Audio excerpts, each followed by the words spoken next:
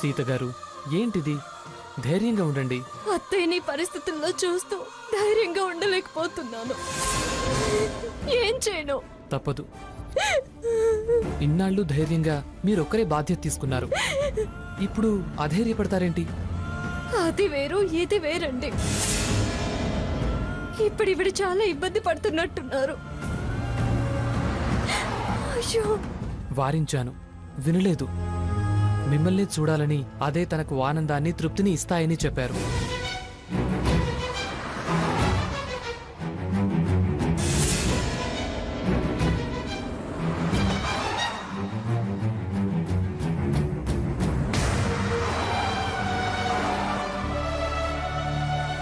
సీత,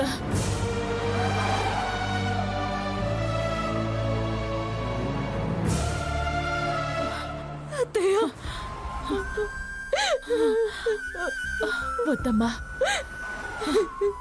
అత్తయ్య, రఘురామ్తో ఈ విషయం చెప్పడం అవసరం అనిపిస్తుంది. నాకు భయంగా ఉంది సీత.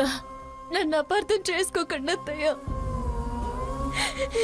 తనకు అన్యాయం చేశానంటాడేమో.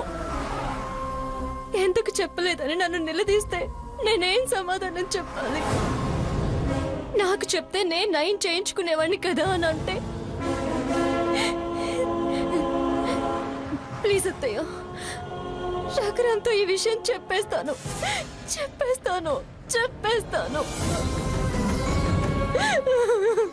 నా వల్లే కాదత్తయ్య. సీత,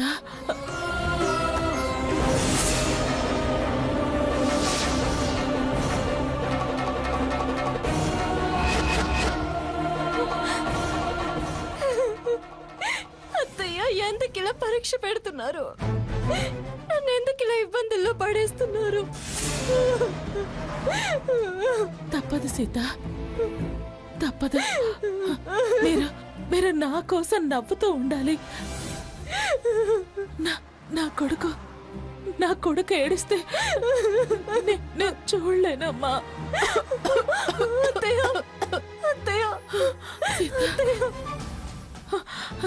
తప్పదమ్మా, తప్పదు. నన్ను మన్నించు సీత. తప్పదు సీత. నా కోసం ఈ విషయాన్ని రఘురామ్కి చెప్పకూడదు.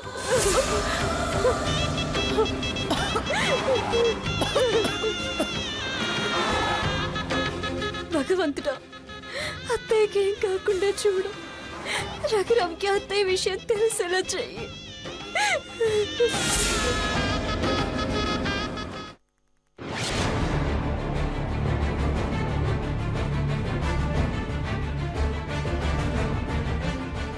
ఏరా, నువ్వు ఒక్కడవే వచ్చావేమిటి? సీతేది? నానమ్మ, సీత రాలేదు, నేను ఒక్కడనే వచ్చా. ఆ విషయం నువ్వు ప్రత్యేకంగా చెప్పాల్సిన అవసరం ఏముంది? కనిపిస్తూనే ఉందిగా. ఏంటే ఎందుకలా గదమాయించి అడుగుతావు? చెప్తాడు కదా. ఏదిరా, నీ పెళ్ళామని అడగటం కూడా గదమాయించడమేనా? మీరు వెళ్ళండి నాన్నమ్మ, నేను దగ్గరుండి సీత చేత కచేరీ చేయించి తీసుకొస్తానని నన్ను పంపించాడు.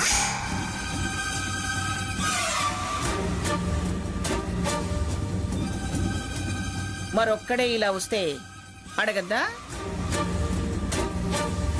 ఏరా, నోరు మెదపవే.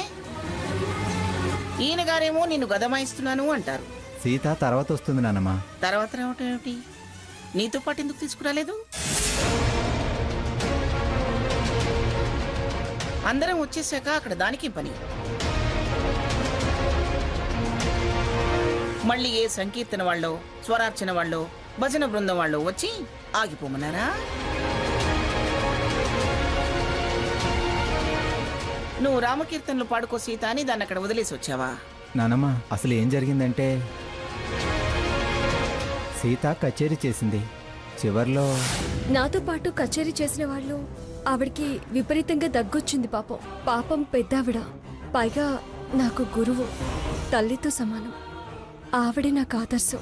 సీత గారు, ఆవిడ గారి కండిషన్ చాలా క్రిటికల్ గా ఉంది. అర్జెంట్ గా హాస్పిటల్ తీసుకెళ్ళాలి. సీత, పద ఇద్దరం వెళ్దాం. వెనక సీట్లో వారు పడుకున్నారు. ప్లేస్ కూడా అడ్జస్ట్ అవ్వదు.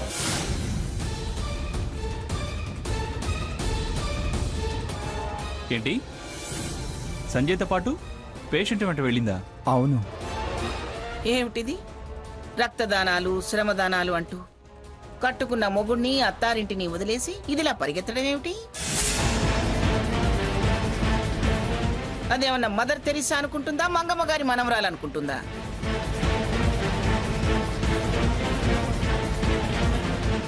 వెళ్ళేటప్పుడు జంటగా వెళ్ళింది, మళ్ళీ వాడిని వదిలేసి రాలేక జంటగా తిరుగు ప్రయాణం కోసం ఏదో దొంగ నాటకం ఆడింది. ఆయన గారి పెళ్ళం ఆయన గారి ఇష్టం.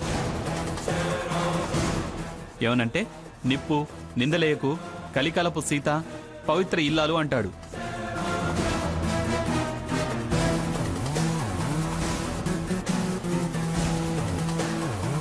అయినా ఎవరితో వదిలేసి వస్తే నీకేంటి? ఎవరి సేవలో తరిస్తే మనకేంటి? పెడర్థాలు తీకు సాకేత్. అర్థం చేసుకున్న భర్తవి, పూర్తి స్వతంత్రం ఇచ్చావు, మధ్యలో పెడర్థాలు తీయాల్సిన అవసరం నాకేంటి? అయినా నా మాటలో పెడర్థం నీకెందుకు వినిపిస్తోంది? సరే సరే, ఏ హాస్పిటల్కి వెళ్ళిందో తెలుసా పోనీ? తెలియదు నానమ్మ. సంజయ్ ప్రైవేట్ హాస్పిటల్కి వెళ్ళి ఉంటుంది.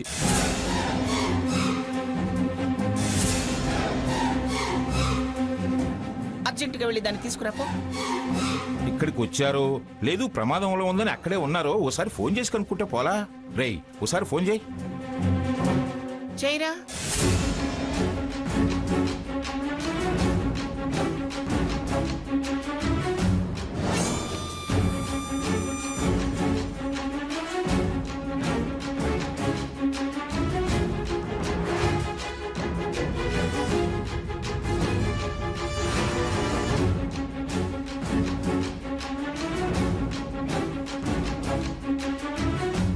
రింగ్ అవుతుంది కానీ లిఫ్ట్ చేయడం లేదు నానమ్మ. పేషెంట్కి ఎలా ఉందో ఏమో, సీత టెన్షన్లో ఉండుంటుంది. మానవ సేవలో బిజీగా ఉందేమో. ఫోను లిఫ్ట్ చేసి తీరిక కూడా లేదేమో.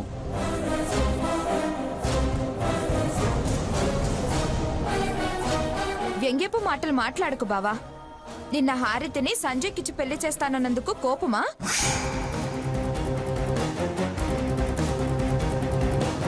దీన్ని అవకాశంగా తీసుకొని రఘురాం బావ మనసులో అక్క చెడ్డదని నాటు వేయాలని చూస్తున్నావా?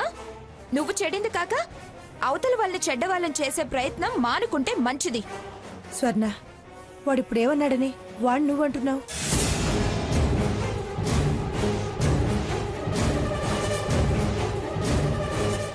వాడు ఏ అర్థంతో అంటున్నాడో నీకు అర్థం కావట్లేదా లక్ష్మి? వాడే అర్థంతో అన్నా వీడి చేసింది మాత్రం తప్పు. అలా వదిలేసి రావటం పద్ధతి కాదు. ఏంటి నానమ్మ, పద్ధతి కాదు తప్పు అంటారు? సీత గుణం తెలుసు కాబట్టి, అక్కడి పరిస్థితి కళ్ళారా చూశాను కాబట్టి సీతను పంపాల్సి వచ్చింది. రఘురాం, నా బాధంతా మీ ఇద్దరి మధ్య దూరం పెరిగిపోతుందేమోననిరా. సీత మనసు చదివిన వాణ్ణి, మమత పంచిన వాణ్ణి. దగ్గరుండి సాగనంపొచ్చినోడికి ఇంకా చెప్పడం ఎందుకు?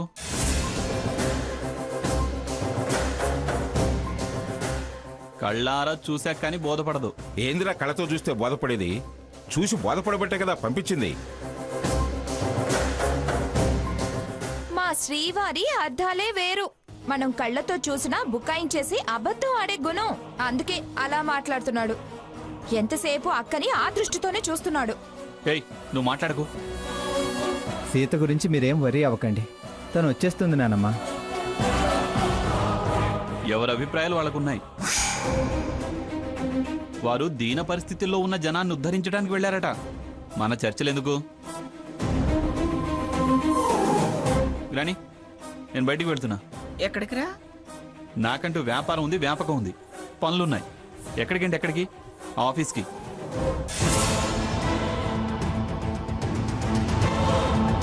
అక్కకి ఫోన్ చేసి అసలు విషయం తెలుసుకోవటం మంచిది.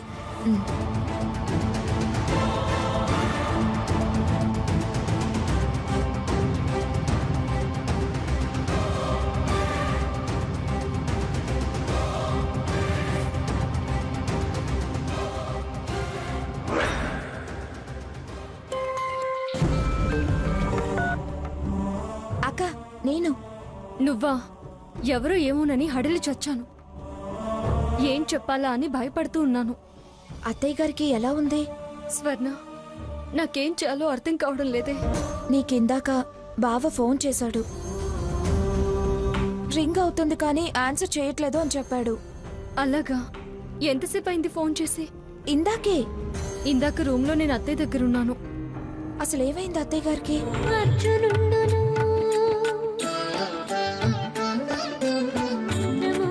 ముగిసుకుడు పఠించే ముంగిట విష్ణు మంత్రము ముగిసుకుడు పఠించే లింగడమై నాకు నవ్వే.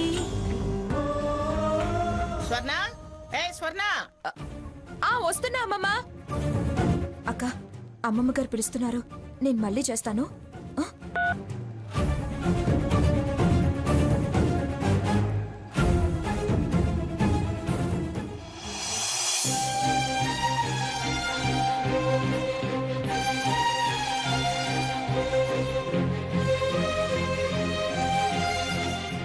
ఎందుకు?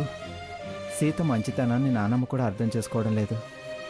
సాకేత్ మళ్ళీ సీత మీద నిందలేయాలనే చూస్తున్నాడు.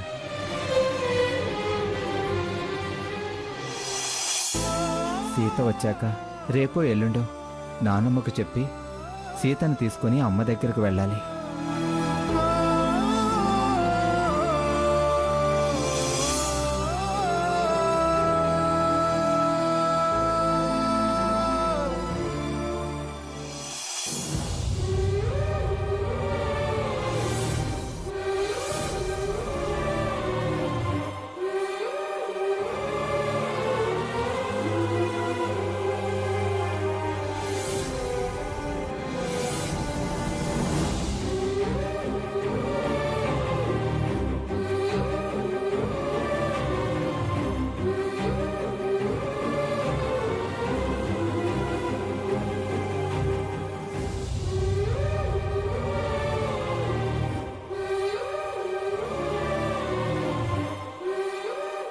కాసేపు అయ్యాక ఇంజెక్షన్ ఇవ్వు.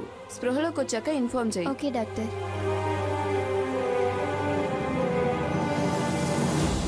నా కోసం వాడికి ధైర్యాన్నివ్వమ్మా. మీ కళ్ళు ఎట్టి పరిస్థితుల్లోనూ చెమ్మగిల్లద్దు. మీరిద్దరూ కలిస్తే ఓటమి మీ దరిదాపులకు రాలేదనే నమ్మకం నాకుంది.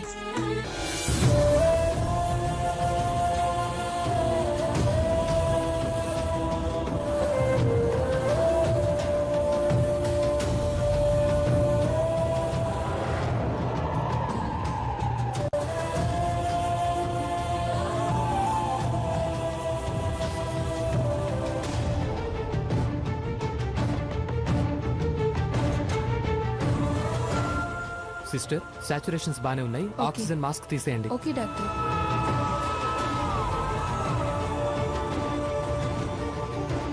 సంజయ్ గారు, అత్తయ్య గారు ఎలా ఉన్నారు? ప్రస్తుతానికి పర్వాలేదు, కానీ రఘురాం గారికి ఈ విషయం చెప్పడం బెటర్ అనిపిస్తోంది. నేను అత్తయ్య గారికి మాట ఇచ్చానండి. నేను వెళ్ళి అత్తయ్య గారిని చూడొచ్చా? కన్నీళ్లు తుడుచుకుని వెళ్ళండి. తనేమడిగినా తెచ్చివ్వండి. తనేం కోరుకోదు. నేనన్నది ఆహారం విషయంలో. ఏది అంత ఇష్టంగా తినడం లేదు. జబ్బు తనని తినేస్తోంది, ఏం సహించదు, అంతే.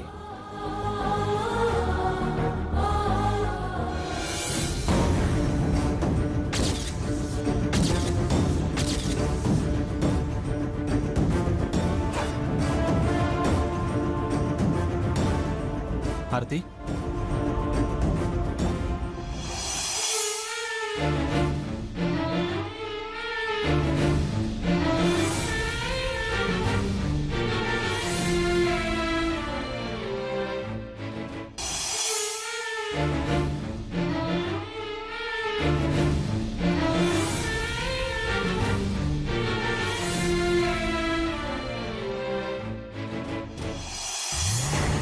డాక్టర్, డాక్టర్, సూసైడ్ చెప్పండి. Case condition very serious. ఎమర్జెన్సీలోనా? అవును డాక్టర్, ఎమర్జెన్సీ వార్డులోనే.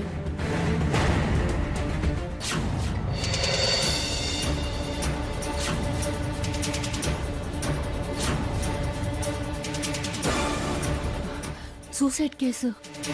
ఎమర్జెన్సీ వార్డుకి వెళ్ళండి. ఎమర్జెన్సీ వార్డ్ ఎటు? అటువైపు. ఇటువైపా? ఆ.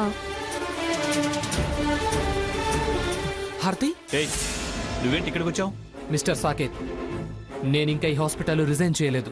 నేను ఇక్కడ డ్యూటీ డాక్టర్ని. నువ్వు నీ డ్యూటీ వేరే పేషెంట్ దగ్గర చెయ్యి. ఇక్కడ అవసరం లేదు. వేరే డాక్టర్ వచ్చి చూస్తారు.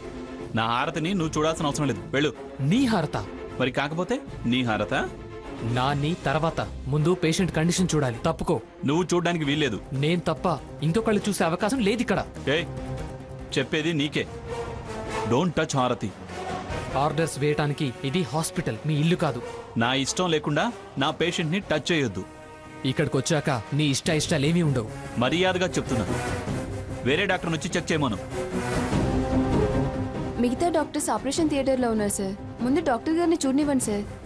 పేషెంట్ కండిషన్ బ్యాడ్గా ఉంది. ఇలాంటి బ్యాడ్ ఫెలోస్ ని నేను చూడనివ్వను. నువ్వు చూడనిచ్చేదేంటి? తప్పుకో. డోంట్ టచ్ హారతి.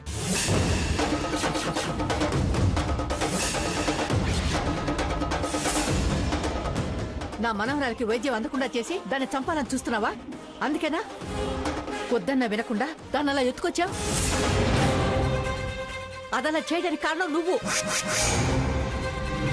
దానికి వైద్యం చేయదండానికి నువ్వెవరు? డాక్టర్ గారు, అర్జెంటుగా మీరు దానికి వైద్యం చేయండి. ఇతని గురించి మీకు తెలీదు. నీకు తెలియదేమో, నాకు బాగా తెలుసు.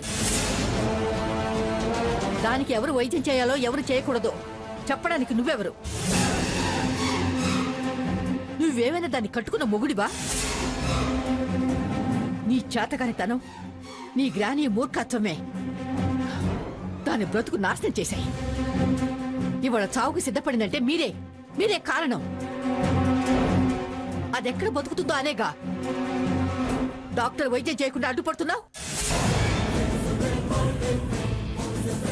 సిగ్గు విడిచి అది నీ మీద ప్రేమతో నీ వెనకాల పడితే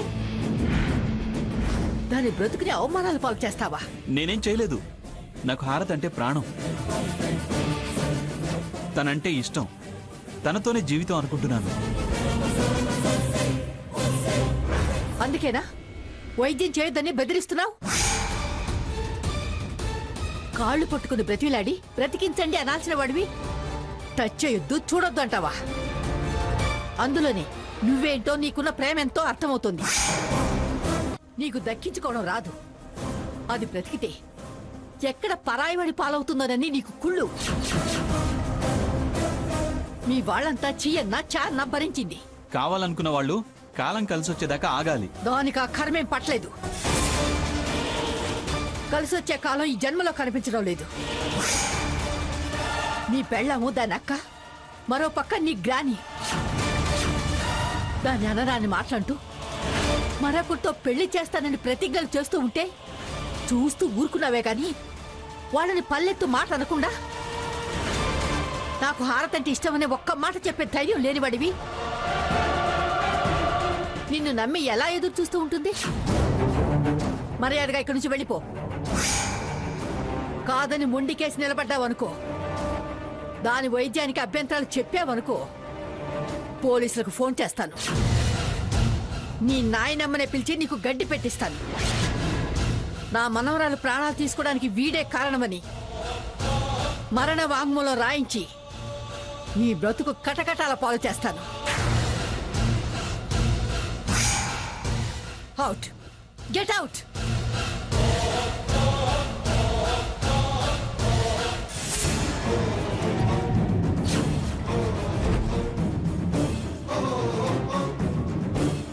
హలో, పోలీస్ స్టేషన్.